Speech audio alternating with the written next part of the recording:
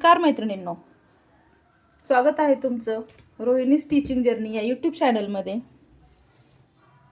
आपण आधीच्या व्हिडिओमध्ये फोरटक्स ब्लाउजचा फ्रंटची कटिंग आपण पाहिली होती, तर त्याच ब्लाउजचा बॅकची कटिंग आता आपण इथे पाहत आहोत।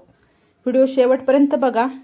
तुम्हाला कोणतीही अडचण आल्यास मला कमेंटमधून नक्की सांगा, मी तुमच्या प्रश्नांचं समाधानकारक उत्तर देण्याचा नक्कीच प्रयत्न करेल। तर चला आपण कटिंगला स्टार्ट करूयात। आपल्या ब्लाउजची उंची होती 15, 1 इंच एक्स्ट्रा आपण 16 इंचावर इथं मार्किंग केलंय, दिसतंय।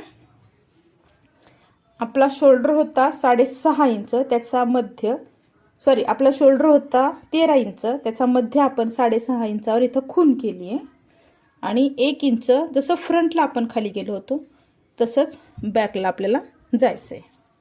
ह्या बाजूने फ्रंटला 2.5 इंच घेतलं होतं, बॅकलाही आपल्याला 2.5 इंचच घ्यायचे आणि हे दोन पार्ट आपल्याला जोडून घ्यायचे।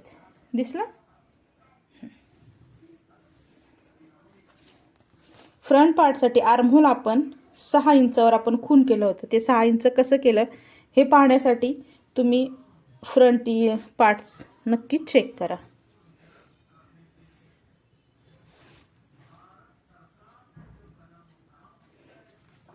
तर या ठिकाणी मी ही आर्महोल तयार करून घेतली। फ्रंट पार्ट मला आपण इथं 3 इंच एक्स्ट्रा घेतलं होतं, पण ह्याचा गळा डीप असल्याने आपण याच्यात चेस्ट डिवायडेड बाय 4 एवढंच घ्यायचं आहे। तर आपलं चेस्ट आहे 32, त्याचा चौथा भाग 8 आपण इथं घेणार आहोत। 1.5 इंच शिलाई मार्जिन, बरोबर। कंबर आहे आपली 27 भागिले 4 पावणे 7 जे आपण इथं घेतले आणि 1.5 इंच इथे शिलाई मार्जिन, दिसलं।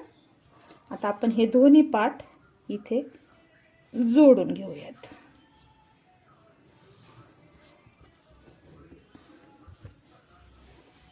बरोबर। आता आपण सगळ्या मापांसाठी 1/2 इंच इथून खाली जायचे आणि आपण जो फ्रंट पार्ट तयार केला होता तो फ्रंट पार्ट आपल्याला इथं आपण ठेवायचा आहे।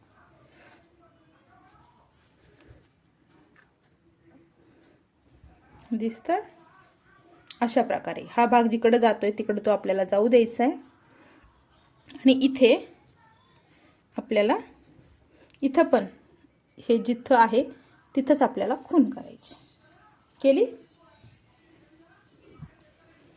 आणि मग आपल्याला इथून ही एक लाईन मारून घ्यायची। तर मला अजून एक तुम्हाला सांगायचंय, नीट लक्ष देऊ नये का।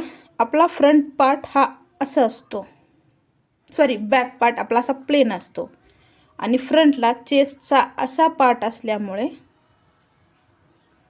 ही उंची बॅकच्या उंचीपेक्षा 2 ते 1.5 इंचापेक्षा जास्तच असते। पण आपण नेहमी काय करतो, जेवढी फ्रंटची घेतो तेवढीच बॅकची घेतो। यामुळे काय होतं, शोल्डर आपलं पुढच्या साईडनी पुढे ढकललं जातं। तर ते होऊ नये म्हणून आता आपल्या ब्लाउजची उंची होती बॅकची 15 इंच रेडी, फ्रंटची, तर बॅकची आपली किती होणार आहे 13 इंच। का तर पुढच्या मागापेक्षा मागचा भाग हा 2 ते 1.5 इंचांनी कमीच असतो। आता आपली ब्लाउजची उंची आहे 15 इंच, त्यातून आपला बॅक निघणार आहे 13 इंच, त्यातून त्यांना गळ्याची पट्टी हवी आहे कस्टमरला 3 इंचाची। 15तून 3 गेले 13तून 3 गेले, राहिले 10 इंच।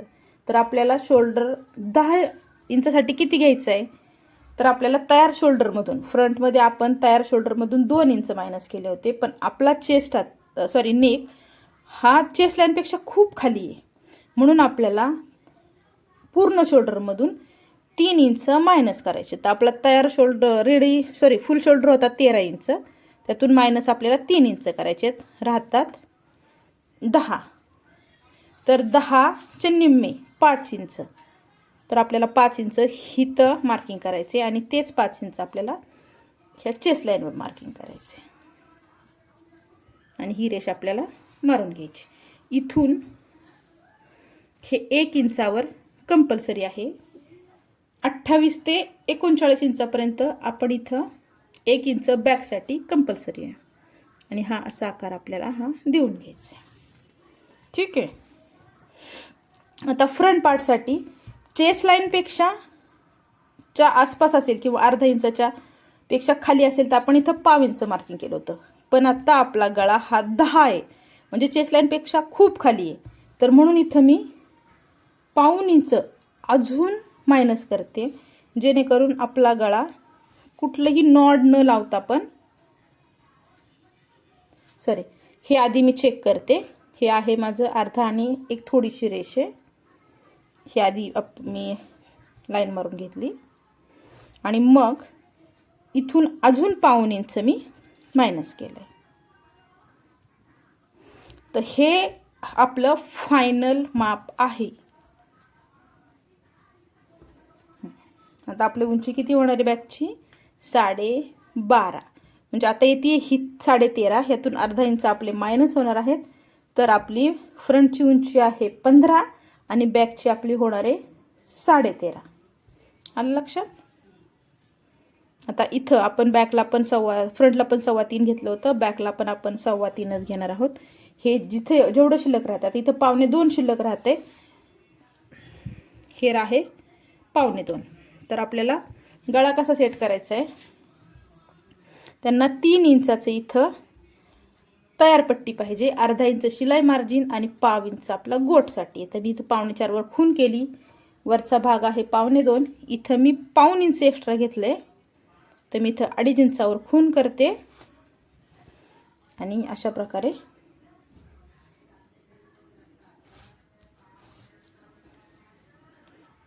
हा मी गोल गळ्याचा आकार देऊन घेतला.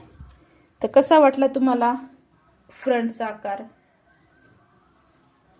तुम्हाला हा व्हिडिओ कसा वाटला कमेंटमध्ये नक्की सांगा. तुम्हाला जर ह्याच्यात काही प्रश्न असतील, काही क्वेश्चन्स असतील तर कमेंटमध्ये नक्की विचारा.